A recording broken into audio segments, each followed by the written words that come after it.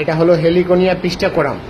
এটাকে ইউজ করা হয় স্ক্রিনিং এর জন্য, বুঝতে পারলা, যেন এপার ওপার না দেখা যায়। এখানে এই গাছটা দেওয়া হচ্ছে যে সুইমিং পুল আছে, সুইমিং পুল একটু প্রাইভেট এরিয়া, তো ওখানে যেন বাইরে থেকে লোকজন উকি চুকি মেরে না দেখতে পায়, ইজিলি যেন না দেখা যায়, তার জন্য এই গাছ এই ঘন করে দেওয়া। তাহলে একটা দেওয়ালের মতন হয়ে যাবে, গাছের দেওয়াল।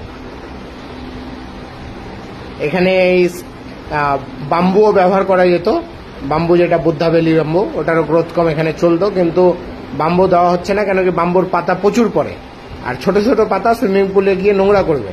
আর হেলিকোনিয়ার পাতা কম্পারেটিভলি বাম্বু থেকে অনেক কম পড়বে, আর মানে বড় বড় পাতা, তো তুমি পরিষ্কার করতে সুবিধা। আর বাম্বুর পাতা সকাল বিকাল ঝাড় দিতে দিতে জীবন পার হয়ে যাবে। তাই গাছ সিলেকশনে এগুলো একটা ব্যাপার থাকে, যে কোন গাছটা কেন বসানো হচ্ছে, কি জন্য বসানো হচ্ছে, ওই গাছটার মানে ভবিষ্যৎ ভেবে ওখানে বসানো হয়। শুধু গাছ বসিয়ে দিলে হবে না, কি বুঝলাম? হ্যাঁ।